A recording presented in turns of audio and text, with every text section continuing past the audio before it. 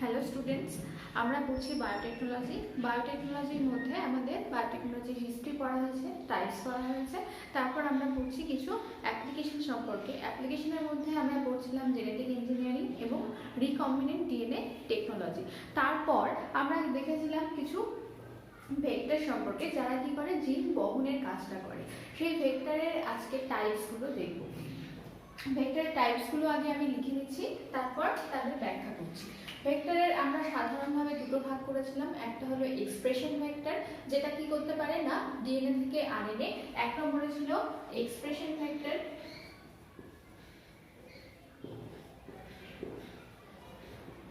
আর দু নম্বরে ছিল ট্রান্সক্রিপশন বা ক্লোনিং ভেক্টর।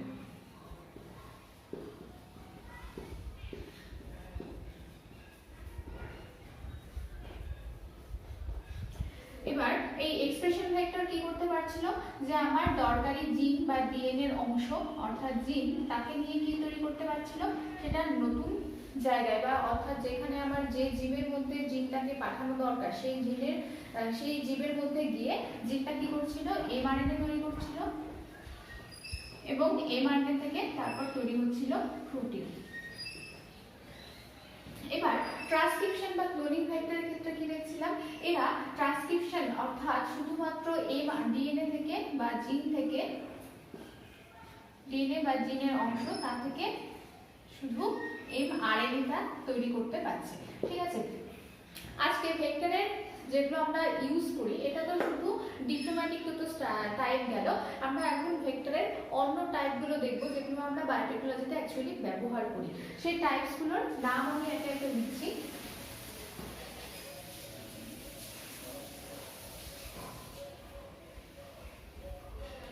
এক নম্বরে রয়েছে প্লাজমিড ভেক্টর,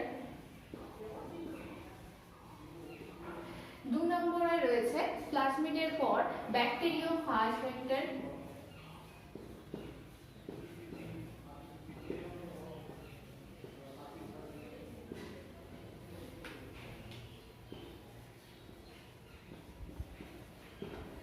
তিন নম্বরে রয়েছে আর্টিফিশিয়াল ক্রোমোজোম,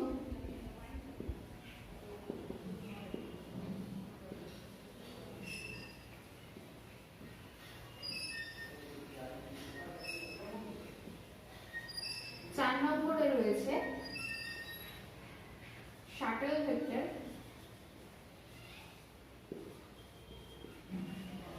পাঁচ নম্বরে রয়েছে ফাজমিড ভেক্টর,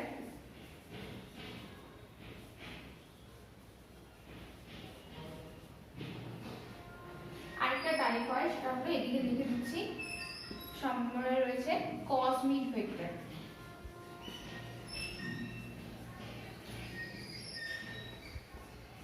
এই হলো ভেক্টরের টাইপস।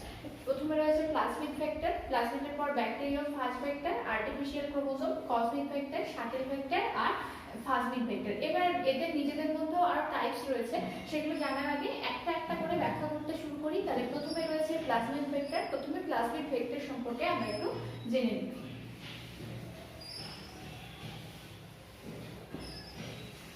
প্রথমে জানতে হবে প্লাজমিড কাকে বলে। প্লাজমিড কাকে বলে সেটা আমরা ক্লাস 11-এ অল্প জেনেছি, যখন আমাদের মাইক্রোবায়োলজি অল্প একটু পড়া হয়েছিল, তখন আমরা জেনেছি কি প্লাজমিড হলো এক ধরনের এক্সট্রা ডিএনএ মেটেরিয়াল বা এক্সট্রা ক্রোমোজোমাল মেটেরিয়াল। কার মধ্যে দেখতে পাই না, ব্যাকটেরিয়ার মধ্যে।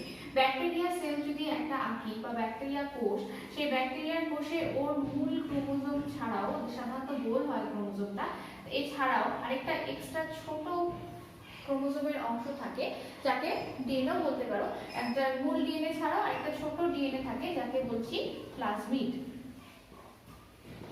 এই যে ডিএনএটা সে কি করতে পারে, এর নিজের প্রতিলিপি তৈরি করতে পারে, অর্থাৎ নিজের রেপ্লিকেশন করতে পারে। আর কি ক্ষমতা রয়েছে, এ কি করতে পারে, এক জায়গা থেকে অন্য জায়গায় যেতে পারে। আমরা দেখেছিলাম কনজুগেশন পদ্ধতির মধ্যে কি হচ্ছিল, কনজুগেশন পদ্ধতিতে এই প্লাজমিড গুলো কিন্তু অন্য আরেকটা ব্যাকটেরিয়ার মধ্যে চলে যাচ্ছিল, তার ফলে ওদের জেনেটিক রিকম্বিনেশন ঘটছিল, তেমনি তাদের প্লাজমিডের কি কি ক্ষমতা দেখলাম। প্রথমে সে নিজের রেপ্লিকেশন করতে পারে, এর মধ্যে বিশেষ কিছু বৈশিষ্ট্য থাকতে পারে, যেমন অ্যান্টিবায়োটিক রেজিস্ট্যান্স থাকতে পারে, অর্থাৎ অ্যান্টিবায়োটিক প্রতিরোধী হতে পারে। আর কি হতে পারে, ও এক জায়গা থেকে অন্য জায়গায় অর্থাৎ এক জীব থেকে অন্য জীবের মধ্যে স্থানান্তর হতে পারে, অর্থাৎ নিজের বৈশিষ্ট্য সহ গিয়ে স্থানান্তর হতে পারে। এই ছিল প্লাজমিড সম্পর্কে। এবার প্লাজমিডের আরো বিশেষ কিছু বৈশিষ্ট্য রয়েছে যার জন্য তাকে আমরা ভেক্টর হিসেবে বেছে নিয়েছি। সাধারণত প্লাজমিডগুলো দেখা যায় 1 কিলো বেস পেয়ার থেকে শুরু করে 500 কিলো বেস পেয়ার অবধি এদের আকৃতি হতে পারে, কিন্তু আমরা ভেক্টর পড়ার সময় ভেক্টরের বৈশিষ্ট্য কি বলেছিলাম, এটা 4 কিলো বেস পেয়ার থেকে শুরু করে 10 কিলো বেস পেয়ার আকৃতি অবধি মোটামুটি 10 কিলো বেস পেয়ার অবধি এদের আকৃতি হয়। কখনো কখনো এটা ভ্যারি করতে পারে, 12 অবধি হয়ে যেতে পারে, তবে মোটামুটি এর মধ্যেই রেঞ্জে থাকে এর আকৃতি বেস পেয়ার। ঠিক আছে, প্লাজমিড ভেক্টর তাহলে 4 কিলো বেস পেয়ার থেকে শুরু করে 10 কিলো বেস পেয়ার অবধি হতে পারে। এবার প্লাজমিড ভেক্টর আমি কি বললাম, সাধারণত প্লাজমিড দেখা যায় 1 থেকে 500 কিলো বেস পেয়ার অবধি হতে পারে। তাই জন্য দেখা যায় অনেক সময় একটা প্লাজমিডকে আস্ত ব্যবহার না করে তার কিছু দরকারি অংশ কেটে নিয়ে নতুন করে প্লাজমিড বানানো হয়। তাকে আর ন্যাচারাল প্লাজমিড বলে না, আর্টিফিশিয়াল প্লাজমিড বলে, কিন্তু সেই প্লাজমিড দিয়ে কাজ করা হয়। এবার প্লাজমিডের আর কি বৈশিষ্ট্য পড়েছি, এর নিজস্ব রেপ্লিকেশন স্থান রয়েছে, অর্থাৎ রেপ্লিকেশন যেখানে শুরু হতে পারে তার নাম কি না অরি বা অরিজিন অফ রেপ্লিকেশন। আমরা প্লাজমিডের এই বৈশিষ্ট্য ছাড়াও আরো কিছু বৈশিষ্ট্য দেখবো, সেটা কি না প্লাজমিডের এক জায়গা থেকে অন্য জায়গায় স্থানান্তরের সুবিধা রয়েছে।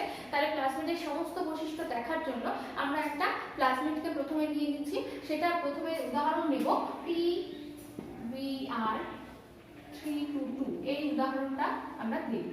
এবার PBr322 এটা ন্যাচারাল প্লাজমিড নয়। আমরা ন্যাচারাল প্লাজমিড দিয়ে কাজ সাধারণত খুব একটা করি না, তার কারণ হলো ন্যাচারাল প্লাজমিডগুলো আকারে ভীষণ বড় হয়, আর সমস্ত বৈশিষ্ট্য ন্যাচারাল প্লাজমিডে যা যা থাকে তত কিছু আমাদের বায়োটেকনোলজির কাজে দরকার হয় না। সেজন্য আমাদের দরকারি বৈশিষ্ট্যটুকু নিয়ে আমরা কি করি, এই একটা প্লাজমিডের কয়েকটা বৈশিষ্ট্য নিলাম, আর একটা প্লাজমিডের কয়েকটা বৈশিষ্ট্য নিলাম। ধরো এই একটা প্লাজমিড রয়েছে, এর এই অংশটা আমার দরকার, আবার আরেকটা প্লাজমিড রয়েছে তার এই পাশের এই অংশটুকু দরকার, এই অংশ আরেকটা প্লাজমিডের কিছু অংশ এইভাবে কেটে নিয়ে আমি একটা নতুন ভাবে সংগঠিত, তাহলে এটার এই অংশ এলো, আবার এটার এই অংশ, এই পুরোটা জোড়া লাগিয়ে আমি নতুন একটা প্লাজমিড তৈরি করি, সেটাকে বলছি আর্টিফিশিয়াল প্লাজমিড। সেই আর্টিফিশিয়াল প্লাজমিডগুলোই আমরা কাজে লাগছি। তেমনি একটা আর্টিফিশিয়াল প্লাজমিড যেটা ভীষণভাবে ব্যবহৃত হয় সেটা হলো PBr322 বা প্লাজমিড BR322। এবার আমরা প্লাজমিড অর্থাৎ এই প্লাজমিড PBr322 এর গঠনটা একটু দেখব।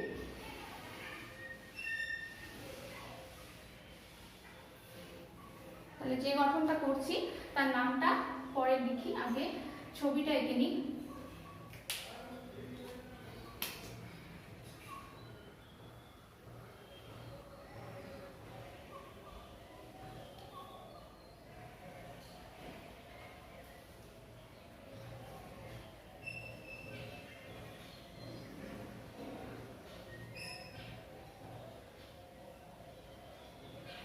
এই প্লাজমিডটা দেখতে মোটামুটি সার্কুলার হয়।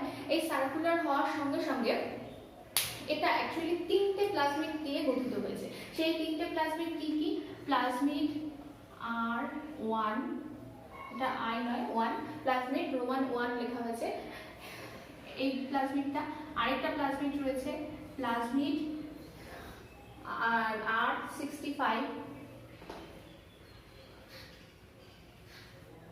আরেকটা রয়েছে প্লাজমিড MB1।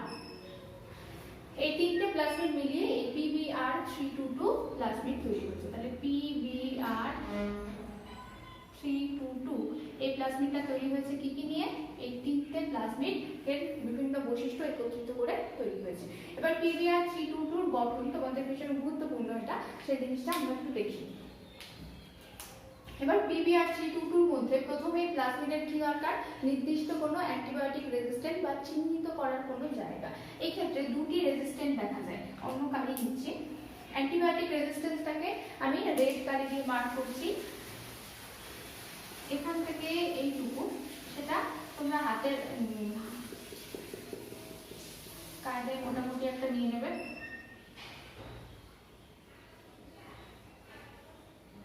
এটা হলো অ্যাম্পিসিলিন রেজিস্ট্যান্ট। অ্যাম্পিসিলিন একটা বিখ্যাত অ্যান্টিবায়োটিক, তার রেজিস্ট্যান্ট বা প্রতিরোধকারী জিনটা রয়েছে এই প্লাজমিডের এই জায়গাতে। এরপর এই দিকে রয়েছে টেট্রাসাইক্লিন রেজিস্ট্যান্স।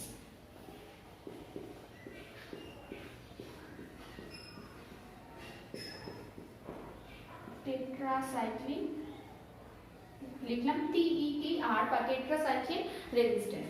এরপর এর মধ্যে প্লাজমিডের অবশ্যই কি থাকতে হবে, কিছু রেস্ট্রিকশন সাইট থাকতে হবে, যেখানে রেস্ট্রিকশন এন্ডোনিউক্লিয়াস কাজ করে কি করবে, কোথাও একে কেটে দেবে, কেটে দিলে আমরা কি করতে পারবো, নতুন জিনকে ঢোকাতে পারবো। তো এইখানে এই প্লাজমিড PBR322 এর মধ্যে দেখা যায় অনেকগুলো রেস্ট্রিকশন সাইট রয়েছে। রেস্ট্রিকশন সাইটগুলো ব্ল্যাক দিয়ে দেখাচ্ছি। প্রথমে অ্যাম্পিসিলিন রেজিস্ট্যান্স, আচ্ছা সেটা ছাড়াও আরো জিনিস রয়েছে। প্রথমে আগে রেপ্লিকেশন সাইটটা এঁকে নিচ্ছি, যেখান থেকে রেপ্লিকেশন স্টার্ট হয়। এই জায়গাটাকে বলছি ORI, অরি বা অরিজিন অফ রেপ্লিকেশন। এটাকে একটা শেড দিয়ে দিচ্ছি, অরিটাকে বাইরে লিখি, অরি বা অরিজিন অফ রেপ্লিকেশন। এরপর আরেকটা স্থান রয়েছে রিপ্রেসার অফ প্রাইমার বা ROP। তাহলে ROP মানে কি, ROP মানে হলো ROP, এটার অর্থ হলো রিপ্রেসার অফ প্রাইমার। এবার রিপ্রেসার অফ প্রাইমার মানে কি, এটার মানেটা একটু বলে নিই। রিপ্রেসার মানে অর্থাৎ বাধা দেয়, কাকে না, প্রাইমারকে বাধা দিচ্ছে। প্রাইমারকে বাধা দিলে কি হবে, রেপ্লিকেশন করার জন্য অরিজিন অফ রেপ্লিকেশনে আমাদের DNA পলিমারেজের দরকার হয়। DNA পলিমারেজ আবার একটা প্রাইমারের উপর নির্ভর করে, প্রাইমার ছাড়া ও কাজ করতে পারে না। তাহলে সেই প্রাইমারকে এসে DNA পলিমারেজের সঙ্গে একসঙ্গে কাজ করলে তবে একটা রেপ্লিকেশন বা কপি তৈরি করা সম্ভব হয়। কিন্তু সেই প্রাইমারকে যদি আসতে বাধা দেওয়া হয় তাহলে কি হবে না, অনেক কপি তৈরি হবে না। তাহলে এই ROP অংশটার কাজ কি, কোনো এর কতটা কপি তৈরি হবে না হবে সেটা কাজটা নিয়ন্ত্রণ করবে কে, এই রিপ্রেসার অফ প্রাইমার বা ROP। আচ্ছা, ROP হলো, এবার আমি বিভিন্ন রেস্ট্রিকশন এনজাইম গুলো দেখাচ্ছি, এটাকে বুঝতে হচ্ছে।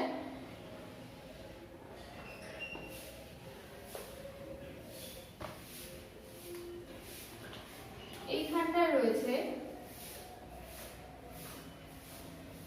এই যে রেস্ট্রিকশন সাইট যেখানটা কাট তৈরি করবে সেটা হলো CLA1। CLA1, ঠিক আছে। এর পাশে আরেকটা রেস্ট্রিকশন সাইট রয়েছে, সেটা হলো HindIII। এটা সম্পর্কে তোমাদের বলা হয়েছে।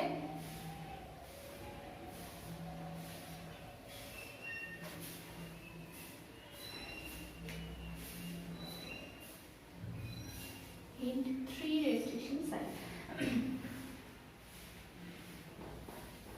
HindIII restriction site.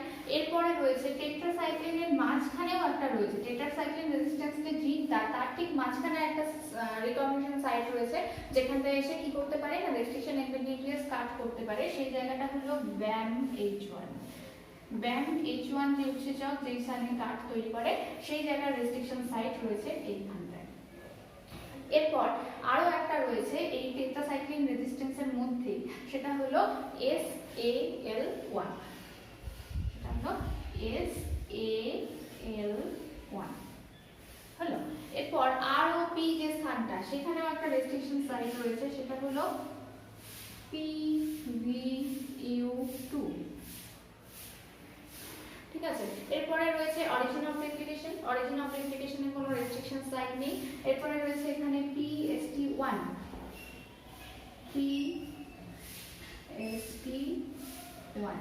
তারপর রয়েছে PVU1 এখানটায়, অ্যাম্পিসিলিন রেজিস্ট্যান্সের মধ্যে এখানে রয়েছে PVU1, আর এইখানে রয়েছে EcoR1। তাহলে কতগুলো রেস্ট্রিকশন সাইট পেলাম মোটামুটি ভাবে, 1 2 3 4 5 6 7 8, তাহলে 8টা রেস্ট্রিকশন সাইট পাচ্ছি। নিঃসন্দেহে এটা একটা ভালো ব্যাপার। তাহলে এটা কার ছবি, PBR Pb2.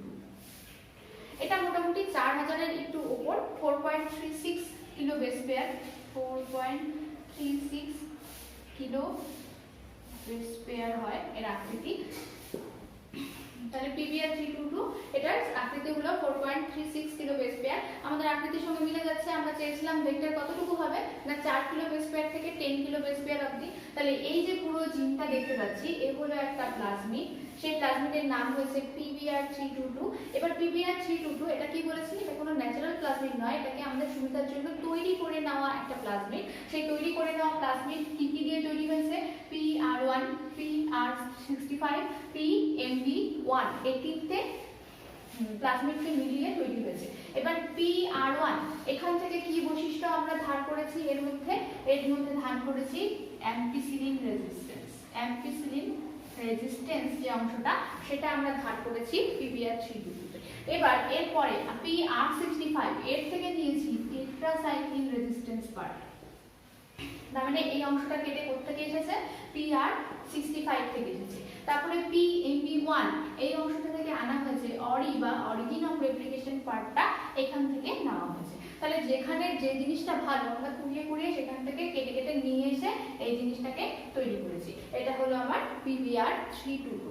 গঠনটা খুব ভালো করে শিখবে, এখান থেকে কোশ্চেন থাকে, হয়তো পুরো কোশ্চেনটাও থাকতে পারে যে PbR322 এর গঠন আলোচনা করো, সেক্ষেত্রেও এটা জরুরি।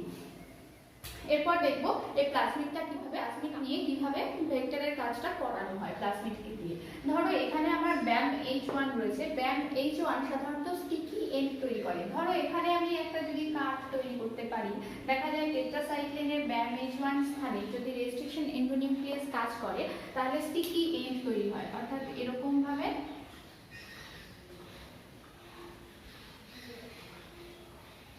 এরকম একটা ফাঁকা স্থান তৈরি হয়। আর একটু মুছে দিয়ে করলে জিনিসটা ভালো হবে।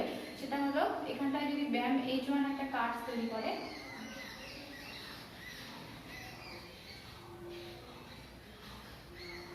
মানে এরকম একটা স্টিকি এন্ড তৈরি হবে। এই স্টিকি এন্ডটা থাকলে কি হয়, স্টিকি এন্ডে কি বলেছিলাম, স্টিকি এন্ড সবসময় জিনিস কোনো আরেকটা জিনকে খুব তাড়াতাড়ি জোড়া লাগাতে সাহায্য করে। তো এখানে একটা স্টিকি এন্ড তৈরি করলে তাহলে আমার দরকারি জিনটা আমি এখানে এসে লাগাতে পারবো।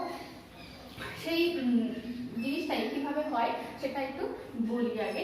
এই জিনিসগুলো জানার আগে আমাদের আরেকটা জিনিস জানতে হয়, কয়েকটা টার্ম। যেমন প্রথমেই আছে অ্যান্টিবায়োটিক, অ্যান্টিবায়োটিক সাসেপ্টিবিলিটি এবং অ্যান্টিবায়োটিক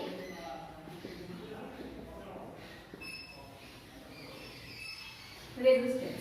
অ্যান্টিবায়োটিক সাসেপ্টিবিলিটি যেমন একটা উদাহরণ দিচ্ছি, ধরলাম অ্যাম্পিসিলিন। অ্যাম্পিসিলিন এস লেখা আছে কোথাও, আরেকটা জায়গায় লেখা আছে অ্যাম্পিসিলিন আর। এই যে দুটো জিনিস লেখা রয়েছে এর মানে কিন্তু দুটোই অ্যাম্পিসিলিন, কিন্তু তার মানে একই নয়। অ্যাম্পিসিলিন এস মানে বুঝতে হবে যে অ্যাম্পিসিলিন সাসেপ্টেবলের কথা বলেছে, সাসেপ্টেবলের কথা বলেছে, অর্থাৎ এর মানে হলো অ্যাম্পিসিলিন সেই পার্টিকুলার জিন কি করতে পারে না, অ্যাম্পিসিলিনকে সহ্য করতে পারে না, অর্থাৎ সেই অর্গানিজম মারা যাবে যদি অ্যাম্পিসিলিন দেওয়া হয়। এবার যদি অ্যাম্পিসিলিন রেজিস্ট্যান্স হয়, রেজিস্ট্যান্ট হলে কি হবে, অ্যাম্পিসিলিন ওষুধটা খেলেও সেই ব্যাকটেরিয়া মরবে না। অর্থাৎ আমার একটা অসুখ হয়েছে যার জন্য তার জন্য যে ব্যাকটেরিয়া দায়ী সেটা দেখা গেল অ্যাম্পিসিলিন সাসেপ্টেবল। তাহলে আমি যদি অ্যাম্পিসিলিনের একটা ওষুধ খাই তাহলে কি হবে, আমি বেঁচে যাব। তার কারণ কি, কারণ সেই ব্যাকটেরিয়াটা হলো অ্যাম্পিসিলিন সাসেপ্টেবল, অর্থাৎ অ্যাম্পিসিলিনকে সে সহ্য করতে পারে না। তাহলে আমি ওষুধটা খেলে ব্যাকটেরিয়া মরে যাবে, আমি বেঁচে যাব। এবার যদি বাই চান্স অ্যাম্পিসিলিন রেজিস্ট্যান্ট হয় তাহলে কি হবে, আমি অ্যাম্পিসিলিন খেয়ে যাচ্ছি সেই ব্যাকটেরিয়া কিন্তু মরবে না। ঠিক আছে, এরপরে রয়েছে আরেকটা টার্ম, সেটা হলো কম্পিটেন্স।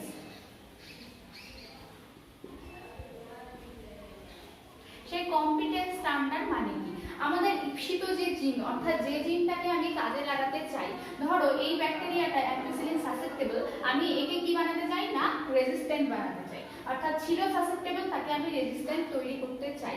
এই জন্য ধরলাম এই ব্যাকটেরিয়াকে আমার ছিল অ্যাম্পিসিলিন AMP এস, অর্থাৎ অ্যাম্পিসিলিন সাসেপ্টেবল ছিল। একে আমি কি তৈরি করতে চাই না অ্যাম্পিসিলিন রেজিস্ট্যান্ট তৈরি করতে চাই। তাহলে বাইরে থেকে আমাকে কি করতে হবে, অ্যাম্পিসিলিন রেজিস্ট্যান্ট জিন, এই জিনটা ধরো এএমপি আর, অর্থাৎ এই জিনটা হলো অ্যাম্পিসিলিন রেজিস্ট্যান্ট জিন, একে আমাকে ঢোকাতে হবে বাইরে থেকে। এবার এর জন্য এখানে কি করলাম, একটা অ্যাম্পিসিলিন, এটা অন্য কালি দিয়ে দিচ্ছি তাহলে সুবিধা হবে। অ্যাম্পিসিলিন রেজিস্ট্যান্ট জিনটা যদি রেড কালিতে করে দিই, অ্যাম্পিসিলিন রেজিস্ট্যান্ট জিনটাকে আমি রেড কালিতে করে দিলাম। তাহলে এই জিনটাকে আমি চাই এখানে প্রবেশ করুন। সেই প্রবেশ করানোর জন্য তাহলে কি করতে হবে, এই যে ওর আসল জিনটা ছিল সেখানটায় আমি রেস্ট্রিকশন নিউক্লিয়াস দিয়ে একটা কাট তৈরি করলাম। সেই কাট তৈরি করার পর এই জিনটা কি করবে, প্রথমে এর মধ্যে প্রবেশ করবে। প্রবেশ করার সঙ্গে সঙ্গেই দেখা যায় এই দুটো জোড়া লাগতে পারে না, তার জন্য একটা ফ্যাক্টর দরকার, সেটা হলো কম্পিটেন্স ফ্যাক্টর। অর্থাৎ যে বৈশিষ্ট্যের জন্য কোনো জীবের একটা জেনেটিক মেটেরিয়াল কি করবে না বাইরের কোনো জিনকে তার ভিতরে প্রবেশ করতে দেবে, তাকে বলে তার কম্পিটেন্স। আমি চাইলেই কি করতে পারবো না, এলো সঙ্গে সঙ্গে ওকে জায়গা দিয়ে দেবে ঘরে, এরকম কোনো মানে নেই।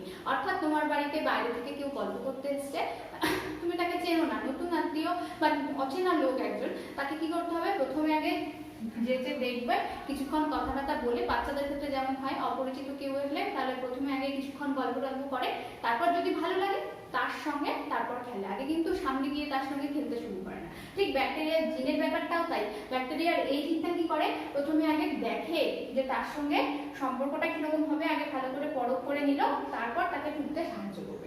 দেখা যায় এই কাজটা করতে গেলে ই কোলাই ব্যাকটেরিয়ার ক্ষেত্রে এই কম্পিটেন্স আনতে গেলে কি করতে হয় না একটা ট্রিটমেন্ট করতে হয়, কি দিয়ে, কোনো একটা কেমিক্যাল দিয়ে অবশ্যই। সেই কেমিক্যালটা হলো 100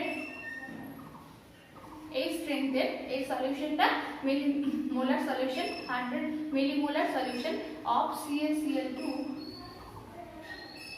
এটা দিয়ে কিছুক্ষণ ট্রিটমেন্ট করতে হয়। তাহলে দেখা যায় ও কি করতে পারে না এই জিনকে নিজের মধ্যে গ্রহণ করতে পারবে।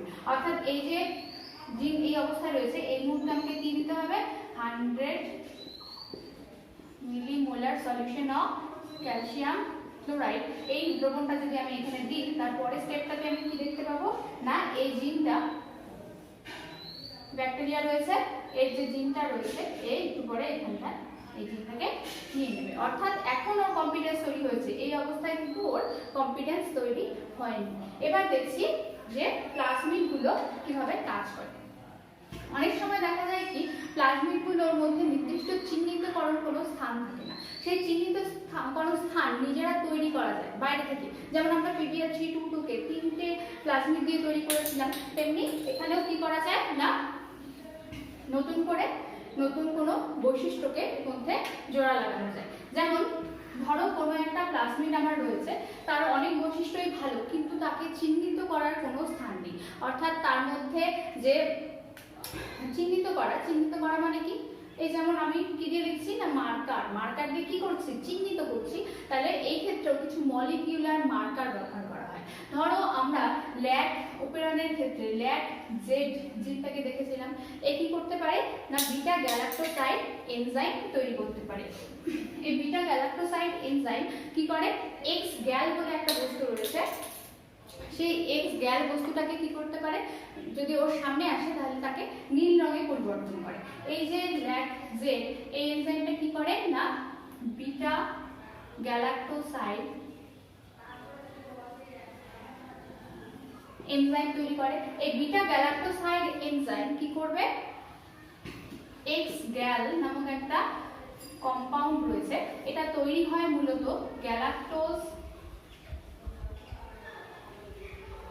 প্লাস ইন্ডোলের একটা সাবস্টিটিউট দিয়ে তৈরি হয়, তোমাদের দরকার নেই, তোমাদের এক্স গ্যাল মনে রাখলেই যথেষ্ট।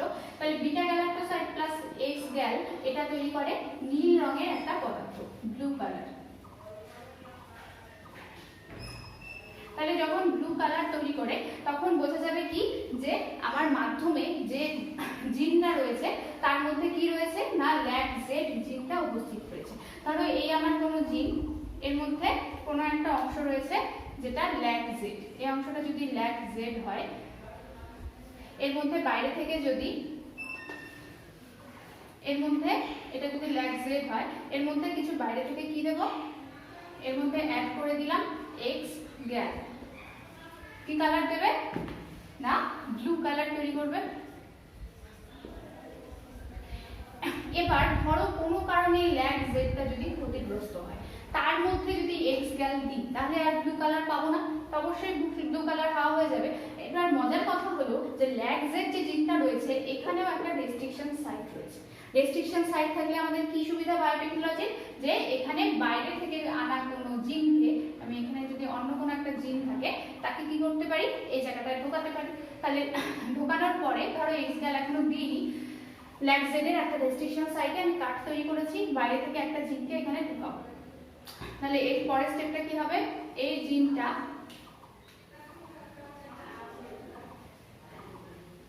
এই যে আরেকটা জিন বাইরে থেকে যেটা দিচ্ছি সেটা এখানে ঢুকে গেল। এবার ল্যাগ জেড দেখো পুরো জিনটা কি হয়ে গেল, স্প্লিট হয়ে গেল, বা মাঝখানে অন্য আরেকটা জিন এসে ঢুকে গেছে। তখন কিন্তু এই ল্যাগ জেডের এই বাকি অংশের ক্ষমতা নেই যে ও বিটা গ্যালাক্টোসাইড তৈরি করতে পারে।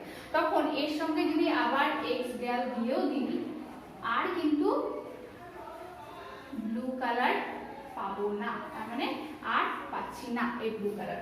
অর্থাৎ তখন বোঝা গেল কি, ল্যাগ জেড কিসের কাজ করলো, এখানে মার্কারের কাজ করলো। তাহলে এই মার্কারটা কিরকম মার্কার না, মলিকিউলার লেভেলে কাজ করছে, এটা এক ধরনের মলিকিউলার মার্কার। তাহলে ল্যাগ জেড কি করছিল, বিটা গ্যালাক্টোসাইড এনজাইম তৈরি করতে পারে, হয়তো সাধারণ অবস্থায় ও এখানে বর্তমান ছিল, কিন্তু তখন দেখলাম যে এখানে একটা রেস্ট্রিকশন সাইট রয়েছে, আমার কাজের প্রয়োজনে আমি রেস্ট্রিকশন সাইটটাকে এনজাইম দিয়ে কেটে দিলাম।